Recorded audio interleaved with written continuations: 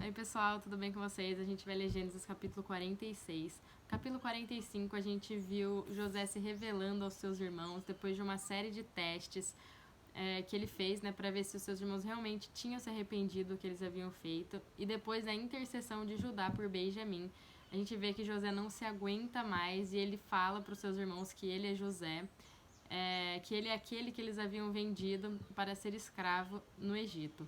E o final do capítulo mostra os irmãos de José na terra de Canaã contando para Jacó que José estava vivo e que eles deveriam ir para o Egito porque ainda haveria mais 5 anos de fome naquele tempo. E aqui em Gênesis 46 a gente vai ver a ida de Jacó e de toda a sua família para a terra do Egito. Uma coisa que a gente não pode esquecer é que essa ida de Jacó para o Egito é o cumprimento de uma promessa de Deus quando ele fez lá para Abraão, lá em Gênesis 15, que fala que a descendência de Abraão iria para uma terra alheia, né, para uma terra desconhecida, e eles seriam lá escravos por 400 anos. Ainda não é o momento deles virarem escravos, mas eles já estão indo para a terra onde lá eles seriam escravos por 400 anos. E a gente também vai ver o encontro, né, de Jacó com José, tá bom? Partiu, pois, Israel com tudo o que possuía e veio a Berseba e ofereceu sacrifícios ao Deus de Isaque, seu pai. Então a gente vê, né, a Bíblia falando Israel e não Jacó, porque toda vez que Jacó ele toma uma atitude espiritual, né, uma atitude de força, de fé, de esperança, ele é chamado na Bíblia de Israel. E quando ele toma uma atitude de fraqueza, de falta de fé, de descrença, ele é chamado de Jacó, tá bom?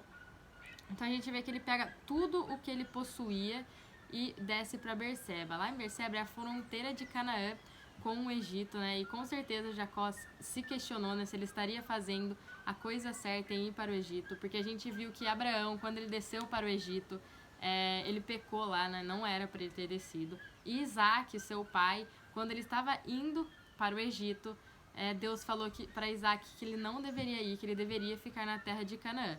Então, com certeza, Jacó estava se perguntando, né, se ele deveria mesmo ir para o Egito ou não. E uma coisa que a gente vê aqui é que a primeira coisa que Jacó faz ao ele falar, não, vamos para o Egito, ele para e ele vai oferecer sacrifícios, ele vai cultuar a Deus, para Deus falar com ele, para saber se realmente ele deve ir ou não. Então aqui está um entendimento de que a gente deve, qualquer decisão que a gente for tomar na nossa vida, a gente deve parar, não deve agir por impulso, a gente deve parar e consultar a Deus, tá bom? Falou Deus a Israel em visões de noite e disse: Jacó, Jacó. Ele respondeu: Eis-me aqui. A gente vê que o Senhor já havia falado com Jacó através de sonhos, né, outra vez, e aqui mais uma vez. E essa dupla chamada, né, que Deus faz não deixa lugar de escapatória, né? E a gente vê Deus chamando duas vezes Abraão. Ele fala Abraão, Abraão, Moisés, Moisés, Samuel, Samuel, Marta, Marta e entre outros, tá bom? E aqui a gente vê que Jacó lhe dá essa resposta espontânea, né? Eis-me aqui, que é uma resposta de que todos os servos de Deus, né, que estão dispostos a fazer o que ele fazer o que Deus quer, tá bom? Então disse: Eu sou Deus, o Deus de teu pai. Não temas descer para o Egito, porque lá eu farei de ti uma grande nação. Eu descerei contigo para o Egito e te farei tornar a subir certamente. A mão de José fechará os teus olhos. Então a gente vê aqui Deus falando assim, falando, Jacó, sou eu, Deus que estou falando, não é José, não é seus filhos, não é o faraó, eu, Deus, estou falando para você descer para o Egito, porque lá eu farei de ti uma grande nação. E aqui a gente vê, né, que Deus falando, descerei contigo, né, Deus não iria deixar sozinho, apesar de... porque assim, na cultura lá, quando havia vários outros deuses que não eram o Deus verdadeiro de Israel, os deuses eles se limitavam num território, entendeu? Então, se você fosse para lá, eles acreditavam que Deus não estava indo com vocês. Mas enfim, aqui a gente vê, né, o Deus verdadeiro falando que eu descerei contigo, eu não vou te deixar sozinho, aonde você estiver, eu estarei com você. E a gente vê aqui que a Bíblia coloca certamente, né, é uma certeza, é uma promessa de que Deus estava falando para Jacó. E a gente vê que Deus, ele preza muito pela sua palavra, pelas suas promessas, e ele sempre cumpre, tá bom? E a gente vê aqui, a mão de José fechará os teus olhos, né? Era um consolo para Jacó de que José estaria na hora da morte de Jacó, tá bom? Então se levantou Jacó de Berseba, e os seus filhos de Israel levaram Jacó, seu pai, e os seus filhinhos e as suas mulheres nos carros de Faraó, nos carros que Faraó enviara para o levar. Tomaram o seu gado e os seus bens que haviam adquirido na terra de Canaã, e vieram para o Egito, Jacó e toda a sua descendência, seus filhos e os filhos de seus filhos, suas filhas e as filhas de seus filhos, e toda a sua descendência, levou-os consigo para o Egito. Então a gente vê que Jacó, ele poderia prosseguir com o caminho, com o coração aliviado, de que Deus havia falado, de que ele estava realmente seguindo o caminho que Deus havia preparado para ele, que era descer para o Egito, tá bom? E de que Deus cuidaria dele. Então Jacó juntou tudo, seus netos, seus filhos, juntou tudo e foi para o Jacó, né? Juntou tudo e foi para o Egito. São estes os nomes dos filhos de Israel, Jacó e os seus filhos que vieram para o Egito. Ruben, o primogênito de Jacó, os filhos de Ruben, Enoque, Palu, Esron e Carme. Os filhos de Simeão, Gemuel, Jamim, Oade, Jaquim, Joazar e Saul, filho de uma mulher cananeia. Os filhos de Levi, Gerson, Coate e Merari. Os filhos de Judá, Onã, Selá, Perez e Zerá. E Onã, porém, morreram na terra de Canaã. Os filhos de Perez foram Esrom e Ramu. Os filhos de Isacar, Tolá, Puvá, Jó e Sinrom. Os filhos de Zebulon, Sered, Elon e Jaleel. São estes os filhos de Lia, que ela deu à luz a Jacó em Padã-Arã, além de Diná, sua filha. Todas as pessoas, seus filhos e filhas, eram 33. Então, a descendência de Lia eram 33 pessoas. Os filhos de Gades, Efion, Age, Sumi, Esbom, Eri, Arode e Areli. Os filhos de Aser, Ima, Isva, Isvi, Berias e Será, irmã deles. E os filhos de Berias, Eber e Melquiel. São estes os filhos de Zilpa, a qual Labão deu a sua filha Elia. E estes deu ela à luz a Jacó, e saber 16 pessoas. Então eram 16 pessoas. Os filhos de Raquel, mulher de Jacó, José e Benjamim. Nasceram a José na terra do Egito, Manassés e Efraim, que lhe deu à luz a Senate, filha de Potífera, sacerdote de On. Os filhos de Benjamim, Belá, Bequer, Asbel, Gerá, Naamã, Ei, Ros, Mupim, Opim e Arde. São estes os filhos de Raquel, que nasceram a Jacó, ao todo 14 pessoas. Aqui, gente, são filhos e netos, tá bom? O filho de Dan, Usim. Os filhos de Naphtali, Jazeel, Guni, Jezer e Siló. São estes os filhos de Bila, a qual Labão deu a sua filha Raquel, e estes deu ela à luz a Jacó, ao todo 7 pessoas. Todos os que vieram com Jacó para o Egito, que eram os seus descendentes, fora as mulheres dos filhos de Jacó, todos eram 66 pessoas. E os filhos de José, que lhe nasceram no Egito, eram 2. Todas as pessoas da casa de Jacó que vieram para o Egito foram 70. Então a gente vê aqui que dos 12 filhos de Jacó se tornaram 70 pessoas, e lá na frente a gente vai ver que eles seriam uma grande nação que sairiam do Egito com milhões de pessoas.